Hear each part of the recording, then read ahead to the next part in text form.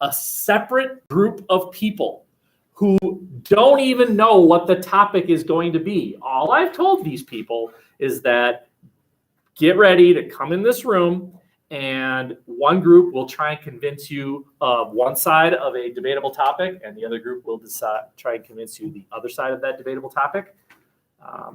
That is 1 week from today.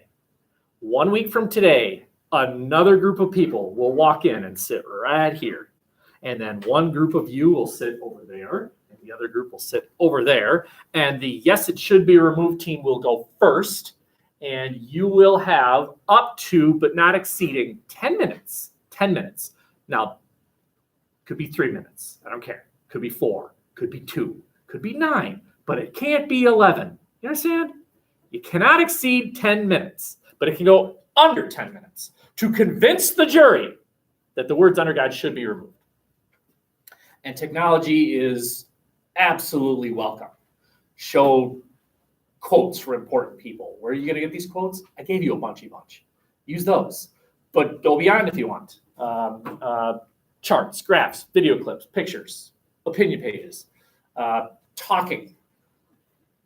And I'll guide you more as we go. Okay, and then you'll sit down, and the other team, you will go, and you'll convince them to leave the words alone, and then you'll sit down. And then the jury will probably ask questions, and we'll have a little bit of back and forth, and hair pulling, and stuff like that, and screaming, lots of screaming, and then we'll let the jury render its verdict. Okay, so that's 1 week from today. We will spend a little bit of time today kind of figuring out who's on it. Any questions?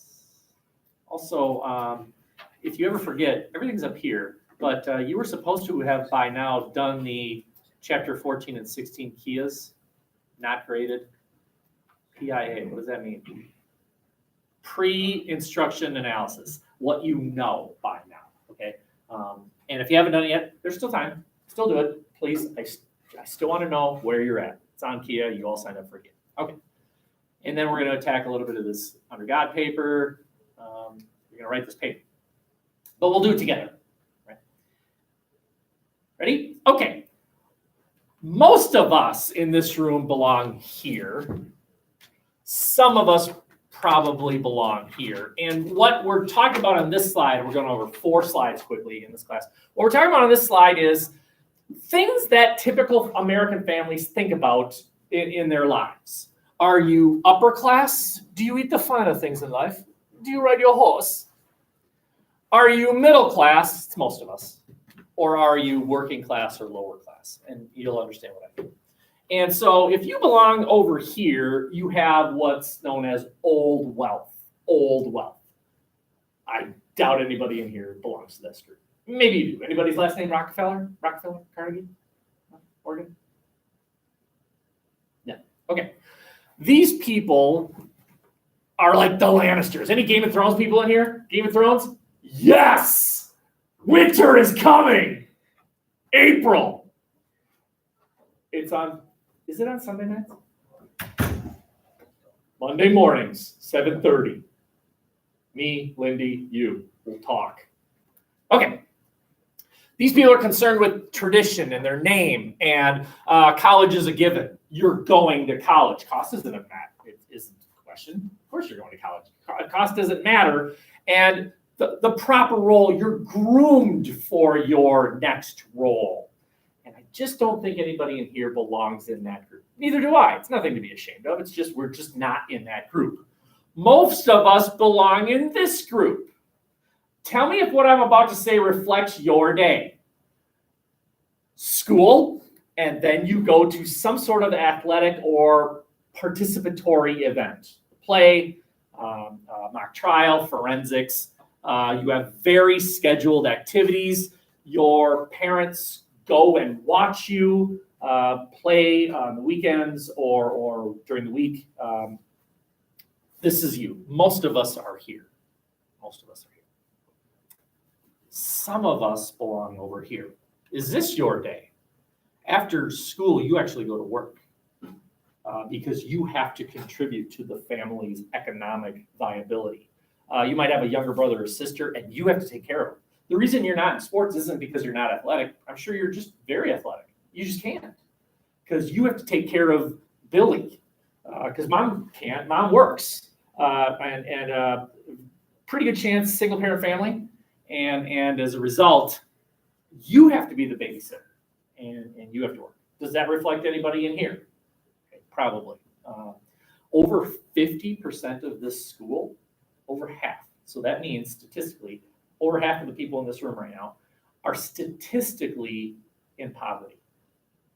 What that means is the US government comes up with a number, a magic number every year. This is how much money you make. If you make more than that, you're not poor. If you make less than that, you are poor. And what that means is that you get your lunch for a discounted price. You get free breakfasts.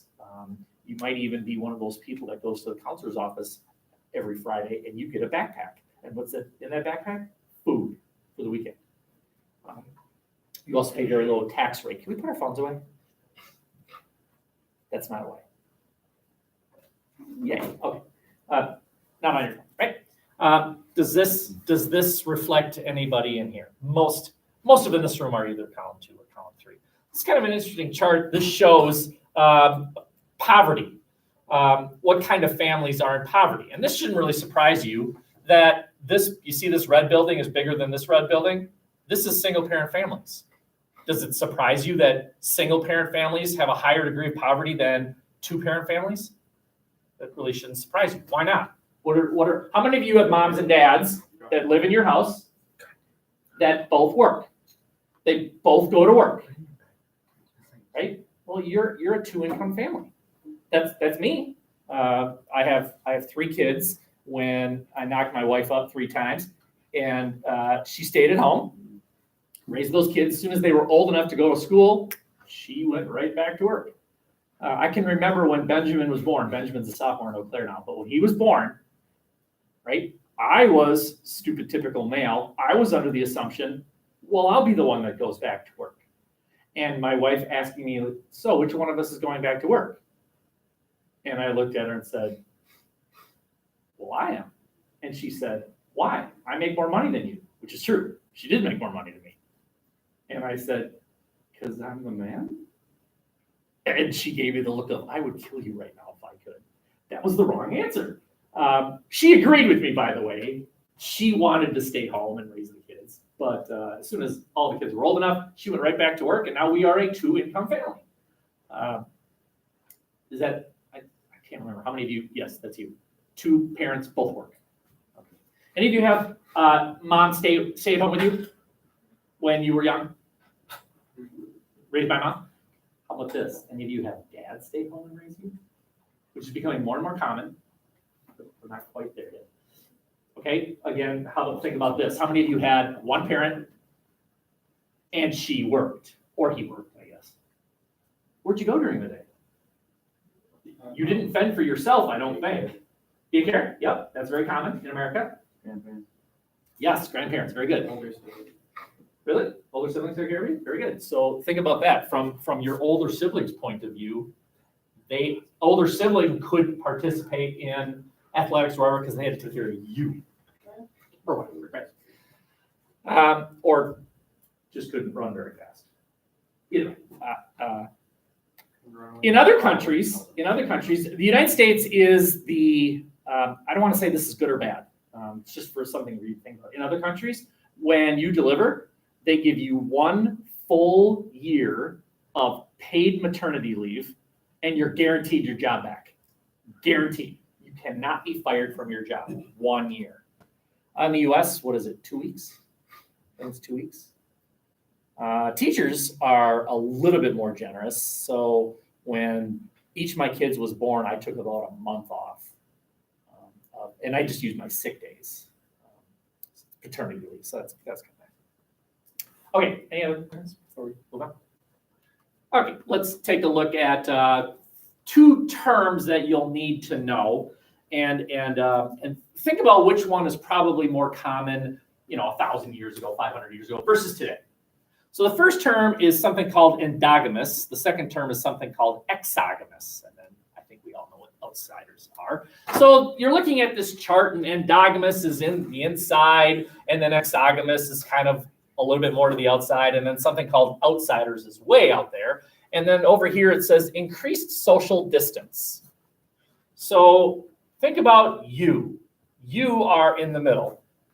And then think about one other person, just whoever it is for you. Think about one other person. Could be your mom, could be your dad, could be your brother, could be me, could be the principal. You, and it could be Michael Jordan. Think about you, and then identify one other person. Anyone, right? So if that person doesn't have much in common with you, that person is further away from you. You're in the middle. You're right on the M. That's you. That other person, how close is that other person in relationship to you? Does that person look like you, talk like you, like the same things as you? Is the person within 100 miles of you, physically close to you? Okay.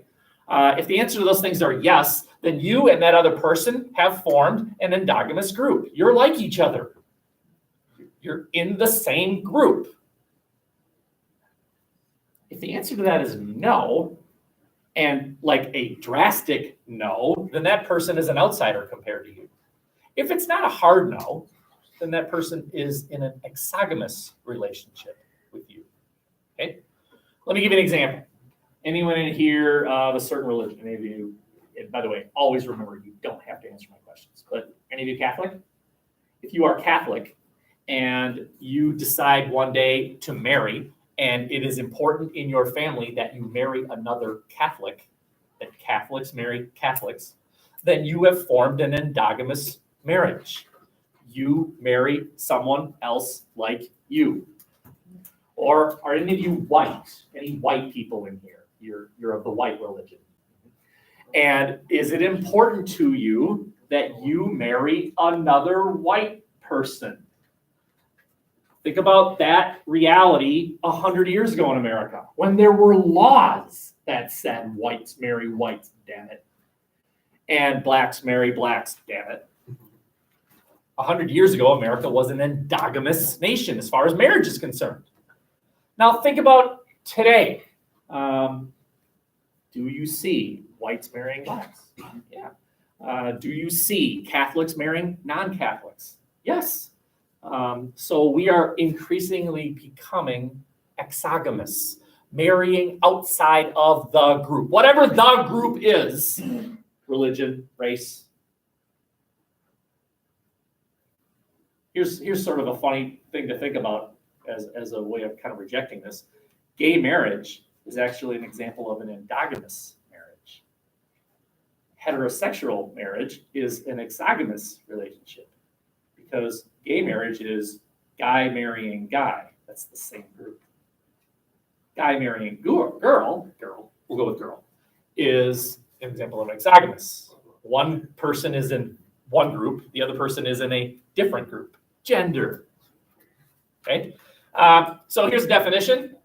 Endogamy is marriage to someone within the group. Your nationality. Any of you, my college roommate married someone from the Philippines. That's an exogamous marriage. He was an American, she was Filipino, exogamous.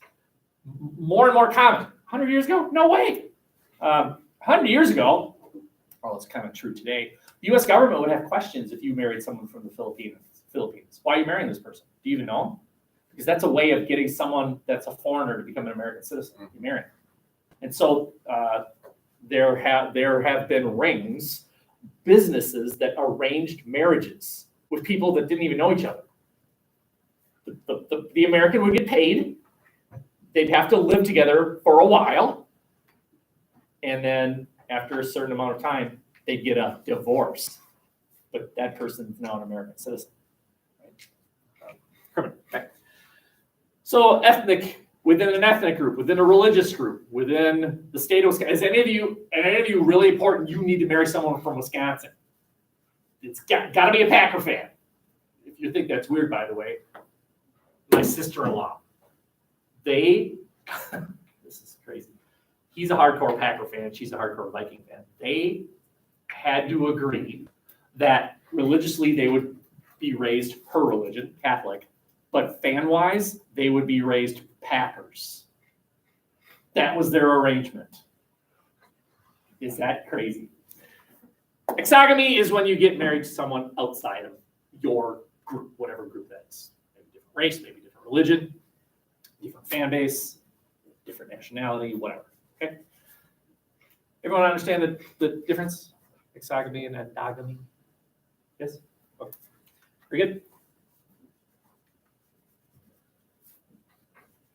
This is an interesting chart, and we're going to be talking about divorce. So I'm fairly certain that there are people in here who've experienced divorce. Okay, and if this were 30 years ago, and I was 30. Let's see, I graduated in 1988. Math. In 2008, 98, 88, 31 years. Oh my God, I'm old. Anyway, divorce was, you were looked at if you were the child of divorced parents like you did something wrong. And I'm here to tell you, I'm gonna give you another angle about divorce. The darker your country is, the higher your divorce rate. The darker your country is, the higher your divorce rate. Now, are you like me? Do you always find your country and see how dark it is? All right, let's start in the middle. Let's go to the United States. It's kind of brown. All right, let's take a look at what the chart means. Brown, over 60%. Over 60% of marriages in America end in divorce. Okay? True or false? I'm telling you that is true. According to this chart, over 60% of marriages end in divorce. How many of you say it's true? Come on, Joe. True. How many of you say, no, that's not true? That's not true. I didn't say that. I said 60% of marriages end in divorce. I did not say 60% of married people end in divorce. If you're confused, let's try a little experiment. All right, everyone, get married. Not to each other. Just get married. You're all married, right? So that means, let's just, so it's 1, 2, 3, 4, 5, 6, 7, 8, 9, 10, 11, 12, 13, 14, 15, 16, 17. There are 17, sorry? Yeah, exactly. 17 of you just got married, all right? 17 marriages. And now, these two rows get a divorce. What's the score? There have been 17 marriages, and now how many have been divorced? 6. It's now 17 to 6. And now get remarried. Okay, it is now 20. Why did I make the numbers so they go? 23 to 6. 23 marriages, 6 divorces. Now get divorced again. Now it's 23 to 12. Now get married again. Now it's 29 to 12. Now get divorced again. It is now 29 to 18. 29 marriages, 18 divorces. Over half of the marriages have now resulted in divorce. 18 is over half of 29. How many of you have been divorced? You 6. All of you stayed married. Here's a fun little statistic. Most American marriages work just fine. Most American marriages are you people. The ones that get divorced a lot. They get married and then they get divorced again, and they get married and they get divorced again, right? That's what this statistic is showing you. That most marriages end in divorce, not most married people end in divorce. And something else that I want for you to think about. In other countries, like, wow, look at this low divorce rate. They must really love each other. Yes. Okay. So in some countries, divorce is not an option. It is illegal to get a divorce. Those of you who have been involved in a divorce, you don't have to share this, but think about your mom and dad who were at one time married and are now divorced, do you think that it is a better situation now that they are divorced? If the answer to that is yes, if mom and dad together were toxic, then isn't divorce the better answer? Isn't it the healthier thing? I think of my sister-in-law. They should not have gotten married. My brother, on the day of his wedding, this was a big red flag for me. On the day of his wedding, came up to my other brother and I, we were both in the wedding. So brother number one asked me and my other brother, do you think this is a mistake? That was on his wedding day. And of course, we said, no, she's great. And of course they got divorced, right? It was a terrible idea for them to get married. What I'm trying to tell you is that these countries with high divorce rates, you should not look at that as a negative. Maybe it's the better option that the marriage itself was bad. Maybe you're looking at countries where women have the right. In many of these countries, only the husband can decide on a divorce. Only the husband, right? Because the women are property. Not true here. Not true. Okay. Any questions or comments? One more slide, and then we're going to shift gears.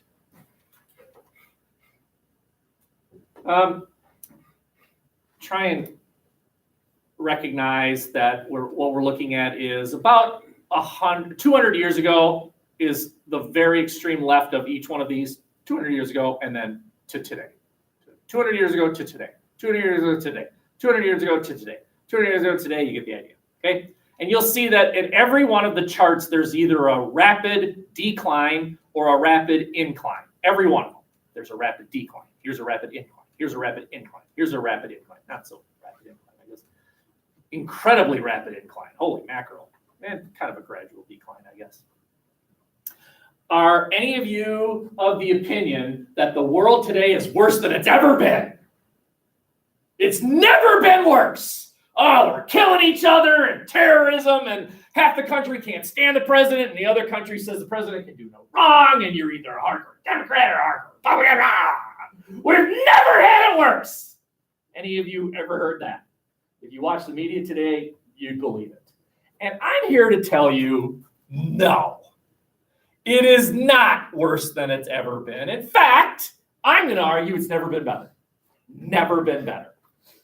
Did you know that fewer people today live in extreme poverty than ever? Ever. You, even you, yes, you live better than a king did 1,000 years ago. Kings 1,000 years ago took a dump in an outhouse. You have toilets. 1,000 years ago, the way they treated you, if you had a slight headache, was to drill a hole in your head and put a worm in there. And then they prayed to the gods. Today, you take medicine. They didn't have that crap 1,000 years ago. You live better today than anybody did 1,000 years. Anybody. The richest kings did not live as well as you do right now. You, even you. Think about 1,000 years ago, how people would have survived that. The last 4 days. They wouldn't. They would die. They would have died. We have this thing called indoor plumbing. Toilets that flush. Refrigerators. Okay, let's keep going. Basic education. We've never had more people that are literate. Never. Basic education and literacy is kind of the same thing. Democracy. We've never had a higher percentage of people that are free. 1,000 years ago, nobody was free. You all had a king that you swore allegiance to, and you were probably a peasant. And you knew what you did all day? You shoveled mud. That's all you did. And you wore white for some reason, which meant a long night cleaning your white garment so that tomorrow you could shovel more mud. Mud. Very important 1,000 years ago, apparently. Mud. Sometimes I lie. Vaccinations. These, 1,000 years ago, if you got measles, mumps, or rubella, you did. You be dead. Oh, grandma died last night from measles. Right? We are now vaccinated. I was I could show you my very impressive and huge arm, but I won't. but right here, I am the last group that had, I swear when I was in second grade, the needle looked this big, but it's probably not that big. But anyway, we had the MMR shot like punched in our arm, and it made a permanent mark in our arms. The fact that you right now are in this building leads me to the conclusion that every one of you was vaccinated when you were young. Because Wisconsin law says you do not have to be vaccinated. You don't. But if you're not vaccinated, you can't go to public schools. And all of you are in here, which means that tells me that all of you have been vaccinated. Now, later on in this class, we'll talk about medical issues, and there's this debate, do the vaccinations cause like autism? And should we require students to get vaccinations? What if you have religious beliefs that say, no, we don't, we'll just pray to God and stuff like that? Don't we have freedom of religion? Shouldn't your freedom of religion allow you to not get vaccinations? Great question. Child mortality, the death rate. Never had a lower death rate, never. Right? About 1,000 years ago, you had a 2 and 3 shot of living beyond age 1, 2 and 3. Reaching age 18, 1 and 3. Do you understand? 1/3 of you in this room would be dead before you reached age 1. So you 6, God, you get divorced and you die. You 5 would die before age 18. The rest of you would live beyond age 18. Right? If you were 40 years old 1,000 years ago, you were an old man. That was old 1,000 years ago. Right? Very good. Any questions? Okay, take a minute break. I'll get ready for our next thing. We're chatting about your under God documents. So remember that spreadsheet that I had you make? Those of you who bothered. Let's retrieve that.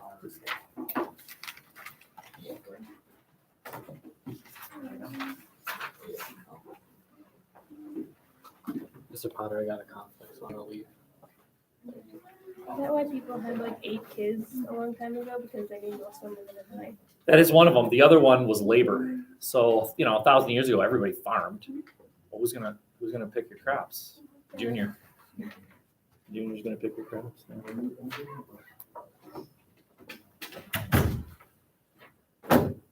Oh my God, the white man's crack. Cell phones.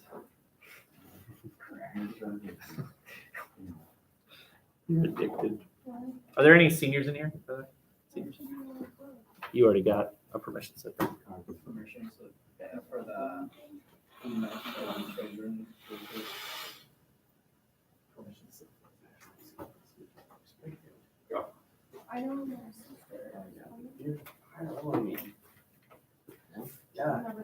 So you should have right now this piece of paper, right? And then did you make a spreadsheet? I think I asked you to do so.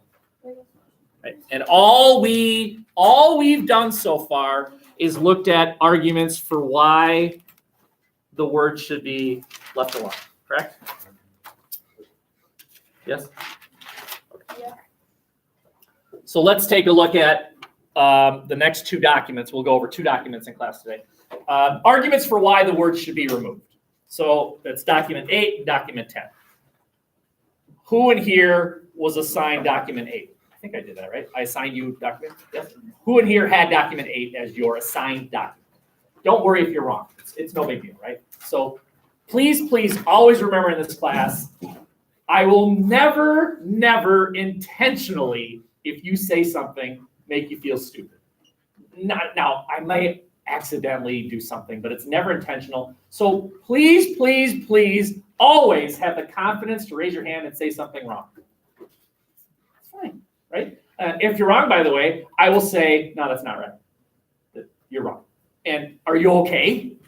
I'm afraid, one of the problems with American education, here I am on my soapbox right now. I'm afraid we've raised a group of fragile students who can never be wrong. But the problem with creating students who are afraid of being wrong is you never take a shot. You'll never try. Just take a shot. How will you know if you can jump 8 feet unless you try to jump 8 feet? Right? You know why Edison succeeded?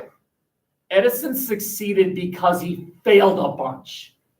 You know how many times it took him to finally build a light bulb? Some estimates say 10,000. 10,000, which means he failed 9,999 times. But he's more successful than that other guy that never tried, right? Give it a shot. By the way, when he was asked about those 9,999 failures, you know what he said? He said, I didn't fail. I succeeded 9,999 times in discovering a way to not build a light bulb.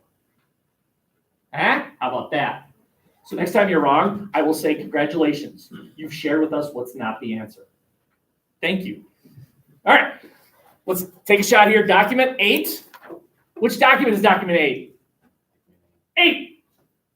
Who's our speaker? Michael Newdow, right? You're writing this down, right? Document 8, Michael Newdow? Yes. Who is Michael Newdow? Who is Michael Newdow? Who is my? Give me a copy. Yes, he's the speaker. Anyone else need a copy? I have plenty. Yep. Anybody else? Okay, we're looking at document number 8. Who is Michael Newdow? The First Amendment Church. That's right. He's the founder of a religion. The guys like Muhammad, the guys like St. Peter, the guys like Joseph Smith. He founded his own religion. And by the way, you're living in the right country for founding your own religion. You want to start your own religion? Go ahead! Start a new religion! Almighty flagpole! Thank you for giving us life. Go ahead! Start your own religion. We in the United States, we are the incubator of religions. No more religions than any other country than we have. We have more religion. Here's a fun little fact. The United States has more registered religions than the rest of the world. U.S. Earth. More. Down means more. Heavier. Okay. He is the founder of his own religion. The founder of the First Amendment Church of True Science. All right. Allow me to read it, and then let's try and figure out what his position is on whether or not the words should be removed. The First Amendment, that's the freedom of speech one, states Congress shall make no law respecting an establishment of religion. As I understand it, this resulted from the framers' awareness of the persecution and animosity that inevitably accompanies state religions. With this in mind, they made the decision to ensure religious freedom by keeping the government out of that sensitive area. Personally, I think this was a good idea, and if I didn't, it's one of the fundamental rules of our society. Thus, when I see our Pledge of Allegiance containing the words "under God," I see a gross violation of one of our foremost constitutional mandates. Should the words be removed? Yeah. Yes. Why? Why? Why? Why should the words be removed? It violates the First Amendment. Boom. Very good. It violates the First Amendment. Word for word. Nice. Let's see how you did. Document 8, Michael Newdow. He's the founder of the First Amendment. Yes, remove them. The quote is, all I did was put the first and last word of the entire thing. Okay, you can do it. Violates the Constitution. But I don't, you're writing this down, but will you give me pause here for just a second? I thought it didn't violate the Constitution. Document 3 says it doesn't. Document 4 says it doesn't. Document 5 just says it doesn't. And now we're saying, yeah, it does. Hey, what color is that piece of cloth right there? What color is it? Blue, white, red. No, it's green.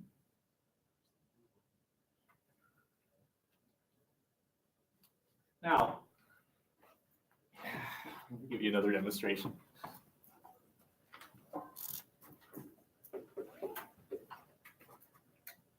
Tuesday. True or false? Oh, really? Well, let's create a new number system based on the 4-digit number. You and I live in the 10-digit number system. Let's create a universe where there are only 4 digits. 0, 1, 2, and 3. Those are the only digits. Which means, how do you make the number, how do I identify, if there are 4 apples right there, how do you do it with these 3 digits? 4 digits. How do you do it with those 4 digits? If there are 4 apples right there, there are 4 apples. 4. Go home tonight and teach your mom and dad that 2 plus 2 is 10. And they'll be like, you ask your teacher and say, no, you don't understand. You know that I had a friend in college. I went to the hardest class I ever took was a class called Philosophy of the Mind. Good God. I went into that room the first day, and it took me about 10 seconds to discover a painful fact. I remember saying to myself, I am the dumbest person in this room. I mean, these people were brilliant, right? Not as easily the dumbest person. But he went to a class called Theoretical Math. And in that class, they invented new digits, like the digit 11. That's 11. And they created a digit system based on 11 numbers. And now try and add. What's 11 plus 11? 22. Anyway, okay. My point here is this. You found this document that says it violates the First Amendment, and a previous document that says no, it doesn't. Are you arguing yourself? Are you saying, well, that flag is blue, it's green? Is that what's going on here? What are these things? These things. What you're saying violates the Constitution, and I'm saying no, it's not. Are we disagreeing over the color of the flag? Are we disagreeing over facts? Are we disagreeing over facts? Yes? You just have different point of views. Different point of view. We're disagreeing over opinions. These are opinions. That's what freedom of speech is. Freedom of speech is not. Here's a little eye opener for you.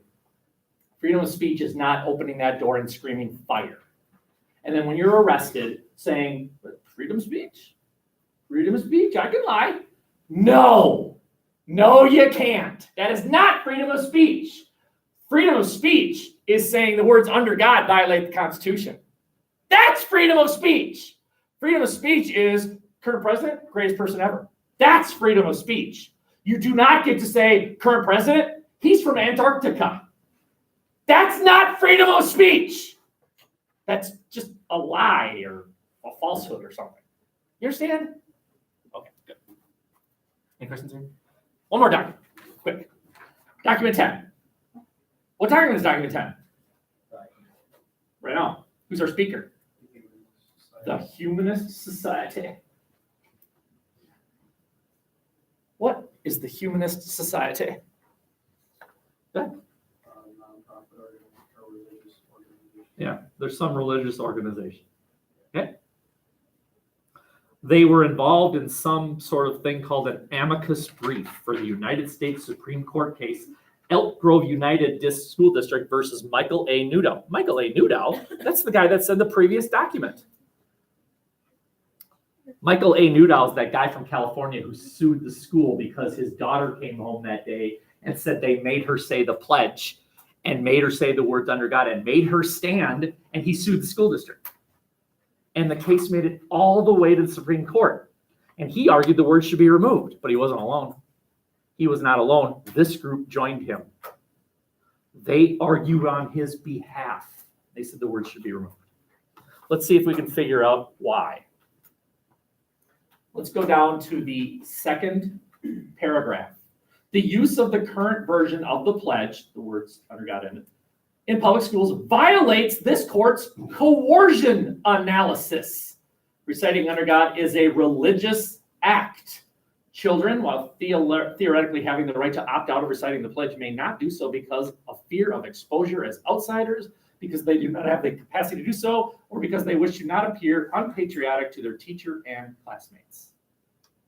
Think about this. This morning, how many of you said the pledge? How many of you stood up and said the pledge? Okay, let me ask this. How many of you didn't? Maybe not. Was that intentional? Or you just weren't here in time? I don't know, I think I wasn't paying attention. You're paying attention. But I mean, I don't really care. To be honest. Do you think it's possible that some people in this building stood up and said the pledge, even though they didn't want to, just so that they'd be left alone? Is that possible? Okay. We used to have a teacher in this building. He no longer teaches here, but he used to force students to stand and say the pledge. He was military. And you're standing and saying the pledge, damn it. He was of the opinion, no, that's not optional. You will stand and say, and by the way, maybe this is what you think, which is fine, okay?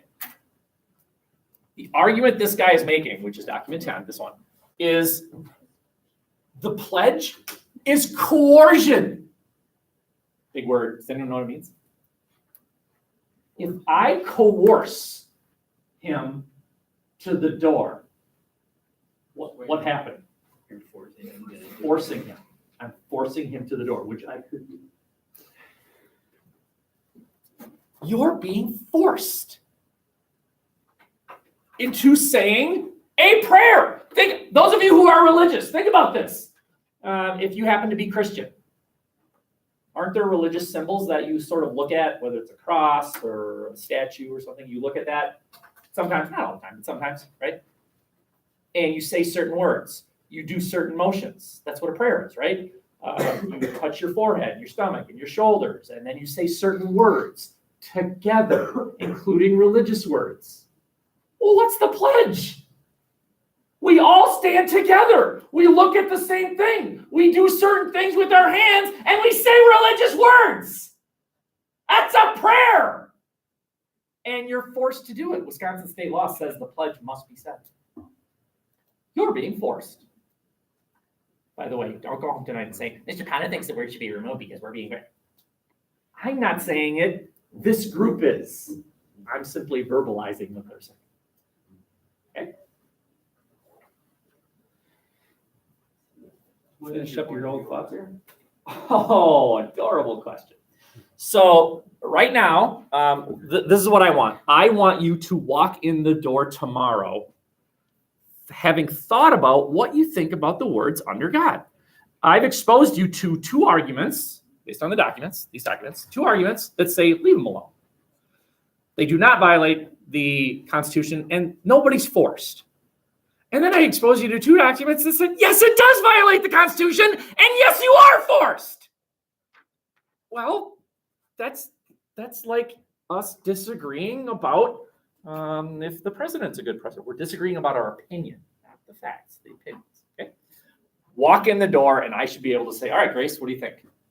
Remove or leave it alone? Okay? Walk in the door tomorrow having an opinion that you're going to stick with. Okay? Okay, any questions? We'll shut her off for the rest of the hour. So you have about 4 minutes to kind of relax. Tomorrow, Saturday. Tomorrow, Saturday. Yeah. Oh, did I say tomorrow? Yeah. Monday. Don't have class Monday. Tuesday. Good God. Tuesday. When are we gonna do our presentations Yeah, I'll probably start that Tuesday. So you got out of, all of you got out of presenting today. That's okay. It'll happen. Tuesday. It can be a chart. It can be a graph. It can be a picture. A kid doing it. We're still not gonna get it done. It's just something to look at. It's like a weird political cartoon work. Weird political cartoons work. Yep.